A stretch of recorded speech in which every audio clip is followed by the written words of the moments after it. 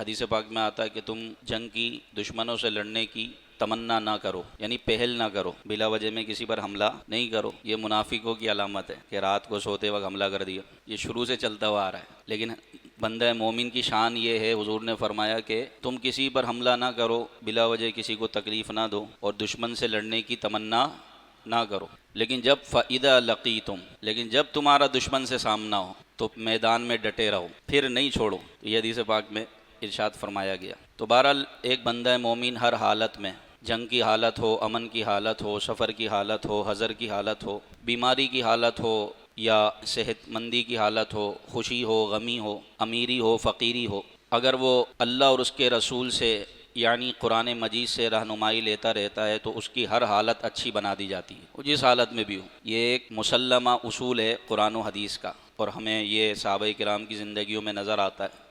بندہ جس حالت میں بھی ہو، اگر وہ قرآن سے رہنمائی لیتا رہے گا تو اس کی اسی حالت میں اس کو سکون ملے گا، اور وہ قرآن و حدیث سے رہنمائی نہیں لے گا، اپنے دین اسلام کی باتیں نہیں مانے گا، ان کو فالو نہیں کرے گا، تو پھر اس کو دنیا اور آخرت میں تکلیف پہنچنے کا امکان ہے۔ تو مصیبت، پریشانی کے کئی اسباب ہو سکتے ہیں۔ ایک سبب یہ بھی ہے کہ ہم اپنی پریشانی، غمی، بیماری، صحت مندی، ان تمام حالتوں میں قرآن و حدیث کو چھوڑ کر کسی اور کی راہ چل رہے ہوتے ہیں۔ کوئی بہت زیادہ بے باک ہو جاتا ہے، اور کوئی بہت زیادہ جو ہے نا خوف کا شکار ہو جاتا ہے، تفرید کا شکار ہو جاتا ہے۔ تو قرآن مجید میں بطور خاص جنگ کے دور میں کچھ اصول بیان فرمائے، جنگ کے خطرات میں کچھ اصول بیان فرمائے۔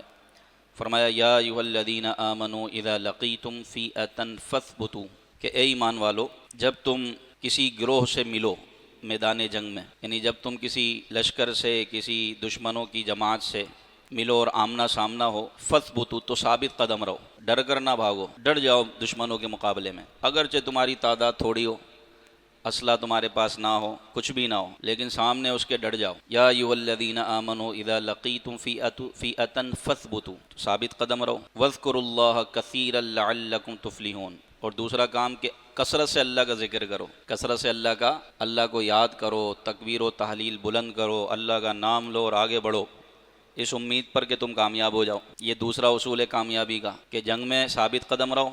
دوسرا، اللہ کا ذکر کرو، نمازیں پڑھو، نماز کا وقت آ جائے صلاۃ الخوف، نماز پڑھو، اللہ کا ذکر کرو، نعرہ تکبیر بلند کرو، تکبیر و تحلیل سے دشمنوں کے سینوں کو ہیبت زدہ کر دو۔ وَأَطِیعُوا اللَّهَ وَرَسُولَهُ، اور اللہ اور اس کے رسول کی ہر معاملے میں اطاعت کرو۔ بطور خاص جنگ میں جو تمہیں گائیڈ لائنز ملے، اللہ رسول کی طرف سے حکم ملے، اس کی اطاعت کرو۔ نہ بچوں پر حملہ کرو، نہ عورتوں پر حملہ کرو، نہ بوڑھوں پر حملہ کرو، اور پہلے اس کو اسلام کی دعوت دو، امن کی دعوت دو، اللہ اور اس کے رسول کی اطاعت کرو۔ وَلَا تَنَازَعُوا، اور آپس میں جھگڑا نہ کرو، آپس میں جھگڑا، آپس میں ہی لڑنے لگو تو دشمن اس کا فائدہ اٹھائے گا۔ وَلَا تَنَازَعُوا فَتَفْشَلُوا وَتَذْهَبَ رِيحُكُمْ، تو نہ آپس میں جھگڑا کرو اور نہ ہی بزدلی دکھاؤ۔ وَتَذْهَبَ رِيحُكُمْ، اور اگر ایسا کرو گے تو تمہاری ریح، تمہاری قوت، تمہاری طاقت ختم ہو جائے گی۔ آپس میں ہی جھگڑا کرنے لگیں گے، آپس میں بزدلی، جھگڑے کی وجہ سے بزدلی پیدا ہوتی ہے۔ آپس میں جھگڑا کریں گے، انتشار ہوگا، اتفاق نہیں رہے گا، جب اتفاق نہیں رہے گا تو اس کا اینڈ یہ ہوگا کہ بزدلی پیدا ہو جائے گی، کیونکہ